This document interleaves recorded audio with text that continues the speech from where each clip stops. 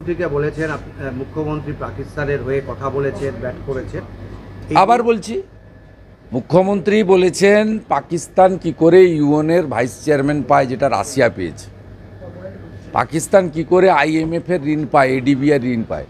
মুখ্যমন্ত্রীর বক্তব্য তো বাইরে অডিও তো বহু লোক রেকর্ড করেছে, সবার কাছে তো আছে, আপনারা তো শুনেছেন, প্রসিডিংসে আছে। এটার মধ্য দিয়ে কি এসবের সঙ্গে ভারতীয় সেনাবাহিনীর সাফল্যর সম্মান জানানো বা পায়েলগামে হিন্দু চিহ্নিত করে খুনের সঙ্গে আইএমএফের ঋণ, ইউএনের ভাইস চেয়ারম্যান, এশিয়ান ডেভেলপমেন্ট ব্যাংকের ঋণের কি সম্পর্ক আছে বলুন তো? যে মুখ্যমন্ত্রী বলেন যে মোদিজি, অমিত শাহজি এরা ভোটের জন্য আবার পায়েলগাম করেছেন, ভোট এলেই একটা করে করেন, সেই মুখ্যমন্ত্রীকে ন্যাশনালিস্ট বলতে হবে নাকি?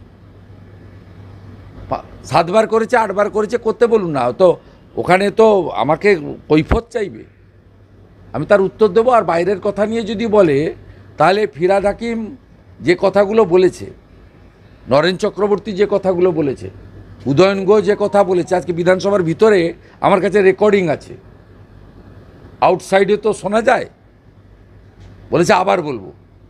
মুখ্যমন্ত্রী যে কথা মাননীয় প্রধানমন্ত্রীর ব্যক্তিগত জীবন নিয়ে, তার প্রাক্তন মানে তার ফ্যামিলি নিয়ে যে কথাগুলো বলেছেন, সে কথাগুলো তো উনি বাইরে বলেছেন। এই স্পিকার কত রকম কথা বলেন। স্পিকার বলছেন আপনার বক্তব্য যদি দেখানো হয় তাহলে প্রিভিলেজের আওতায় বা বিধানসভার আওতায় মিডিয়াও চলে আসবে। আজ স্পিকার বলছেন যদি আপনার এই বক্তব্য দেখানো হয় খুব যাচাই করে দেখবেন, না হলে মিডিয়া ও সব ধমকানি ওনার দেখা আছে, ওনার তো আর 6 মাস আছে, সব ধমকানি দেখিয়ে কোনো লাভ নেই।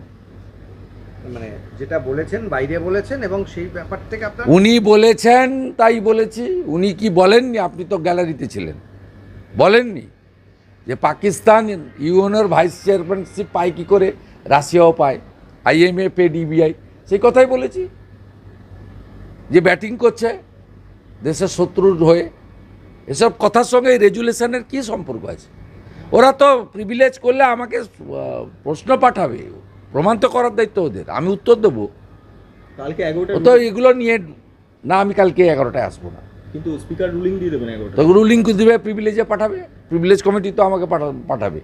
আপনি কি নতুন দেখছেন নাকি? 7 বার করেছে, 8 বার, কী হয়েছে? এদের দম সব জানা আছে। চোর মমতাকে একবার হারিয়েছি নন্দীগ্রামে, আবার হারাবো, যেখানে দাঁড়াবে সেখানে হারাবো।